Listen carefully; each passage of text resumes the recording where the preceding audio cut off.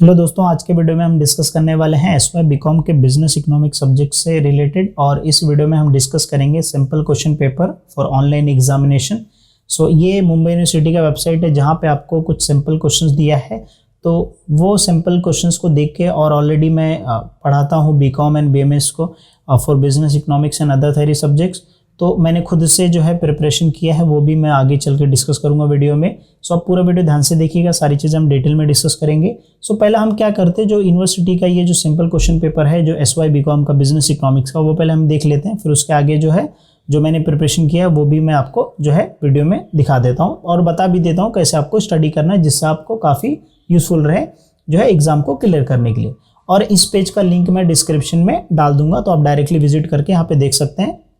सभी कोर्सेज जो ideal provide करता है फॉर ऑल सब्जेक्ट्स, सभी के लिए जो है एमसीक्यूज डाल के रखा है, जिससे आपको आइडिया मिल जाएगा कि एक्चुअल में आपको कैसे प्रिपेयर करना है। तो यहाँ पे जो है एसवाई बीकॉम का अगर मैं बिजनेस इकोनॉमिक्स जो है क्लिक करता हूँ तो आपको ये पेज ओपन हो जाएगा। और इस पेज पे आप देखोगे यहाँ पे क्वेश्चन दिया है, जैसे एसएलआर स्टैंड फॉर, तो एसएलआर क्या होता है, स्टैट्यूटरी लिक्विडिटी रेशियो होता है।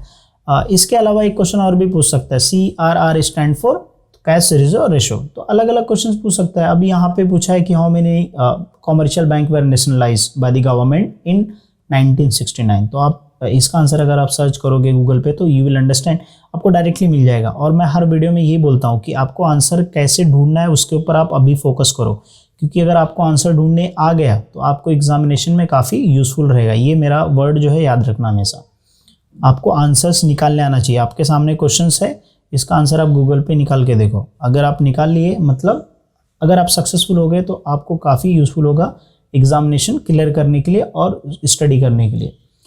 तो यहाँ पे जैसे टू सेक्टर क्वेश्चन नंबर 4 की बात करते हैं। टू सेक्टर मॉडल में क्या पूछा है कि consist of, two sector model में क्या कंसिस्ट करता है, यहाँ पे 1 नहीं होना चाहिए, उन्होंने गलती से शायद टाइप किया है। Two sector model consist of 2 होता है। देखो काफ़ी बच्चे क्या होंगे कि हाउस होल्ड फॉरेन लगा देंगे या हाउस होल्ड गवर्नमेंट लगा देंगे, क्योंकि इसका आंसर करेक्ट आंसर है हाउस होल्ड एंड फॉर्म। और ये जो सेक्टर 2 सेक्टर 3 सेक्टर जो मॉडल है, ऑलरेडी मैंने जो मेरा दूसरा वेबसाइट है उसके ऊपर मैंने ऑलरेडी नोट्स पोस्ट करके रखा है। ये जो है इन्फो इंडलेस करके है। इन्फो इंडलेस पे आप जब जाओगे तो यहाँ पे आप इकोनॉमिक्स नोट्स में आओगे। इन्फो इंडलेस इकोनॉमिक्स नोट्स में आपको आना है और यहाँ पे आपको सारे नोट्स मिल जाएंगे। यहाँ पे आप जाके देख भी सकते हो कौन कौन से, जैसे मैक्रो इकोनॉमिक्स और भी बहुत सारे डिफरेंट टॉपिक्स के ऊपर मैंने वीडियो यहाँ पे पोस्ट किए हैं नोट्स, तो आप जाके नोट्स देख सकते हो। ठीक है, तो ये जो है 2 सेक्टर 3 सेक्टर मॉडल का आपका पूरा अच्छे से नॉलेज हो जाएगा। मैं वीडियो भी जल्द ही अपलोड करूँगा, कैसे आपको 2 सेक्टर मॉडल क्या होता है, 3 सेक्टर मॉडल क्या होता है, 4 सेक्टर मॉडल में क्या इंक्लूड होता है। फिर उसके बाद बोला है what is the most widely use for monetary policy. अब यहाँ पे आपको क्या करना है, ये आपका वर्क है, आप सर्च करो मॉनेटरी पॉलिसी क्या होता है और वो कौन ऑपरेट करता है, और हम मॉनेटरी पॉलिसी क्यों होता है इकोनॉमिक में और उससे क्या बेनिफिट होता है, तो आपको आंसर मिल जाएगा। और जो है ये इसका आंसर आपने 12th में भी इकोनॉमिक्स में पढ़ा रहेगा सेंट्रल बैंक में।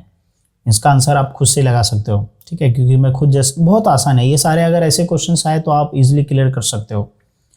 Banking sectors comes under which of the following sectors, किस में आता है। अब बताओ मुझे, इसमें इतना आसान क्वेश्चंस कैसे पूछ सकते, मतलब इतना आसान क्वेश्चंस है, अगर आपको इसका आंसर नहीं आता है तो फिर आप क्या, मतलब आपको सच में थोड़ा स्टडी करने की ज़रूरत है। क्योंकि देखो मैन्युफैक्चरिंग सेक्टर में आएगा नहीं आएगा, इंडस्ट्रियल सेक्टर्स में नहीं आएगा, एग्रीकल्चर सेक्टर्स में नहीं आएगा, बचा कौन, सर्विस सेक्टर्स। तो सर्विस सेक्टर, तो अभी जैसे इंडियन इकोनॉमी इज एन कौन सा है, सोशलिस्ट है, मिक्स्ड है, कैपिटलिस्टिक है, तो यहाँ पे आंसर रहेगा मिक्स्ड। तो यहाँ पे क्लोज और मिक्स दोनों है। तो जैसे स्ट्रक्चरल रिफॉर्म आर, अब आपको पता चलना चाहिए भाई स्ट्रक्चरल रिफॉर्म होता क्या है, तो फिर आप क्या कर सकते हो सारी चीज़ें। अब ये स्ट्रक्चरल रिफॉर्म कहाँ से क्वेश्चन पूछा है, ये बिजनेस साइकिल से पूछा है। तो मैंने ये जो नोट्स आपको बताया, यहाँ पे बिजनेस साइकिल आप पढ़ोगे, यू विल अंडरस्टैंड कि बिजनेस साइकिल क्या होता है, तो आप समझ सकते हो कि स्ट्रक्चरल रिफॉर्म मतलब क्या होता है। फिर उसके बाद मतलब यहाँ पे ऐसे एक्सवाइजेड क्वेश्चन पूछे, बहुत 10 क्वेश्चन सिंपल क्वेश्चन दिए। अब जो मैंने सिंपल पेपर तैयार किया है, तो आपको सिंपल क्या करना है, आपको मेरे वेबसाइट पे आना है, इमादुद्दीन एजुकेयर। तो यहाँ पे जस्ट नीचे आना आपको, लेटेस्ट पोस्ट में देखो मैंने जस्ट अभी पोस्ट किया है, तो यहाँ पे दिख रहा है एसवाई बीकॉम का बिजनेस इकोनॉमिक्स एमसीक्यूज।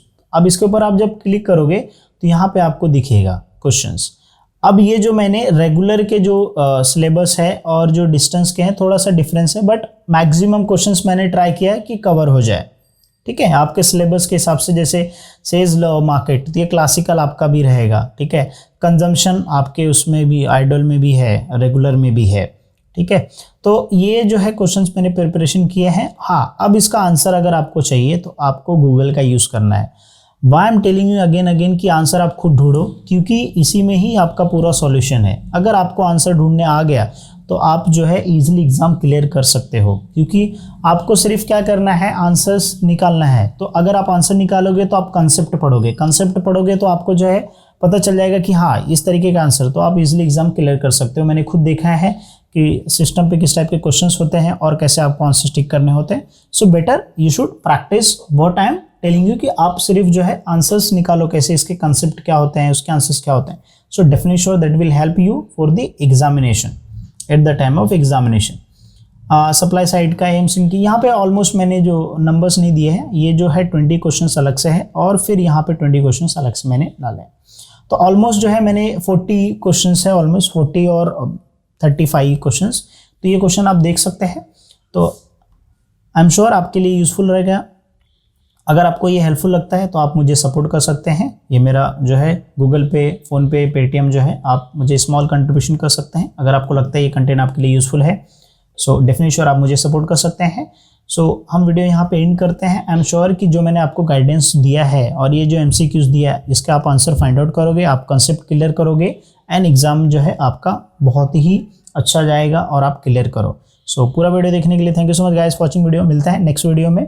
अगर आपको ये वीडियो अपने लास्ट तक देखा है तो आप #इमादुद्दीन एजुकेयर जो है #इमादुद्दीन एजुकेयर कमेंट करके आप अपना फीडबैक दे सकते हैं।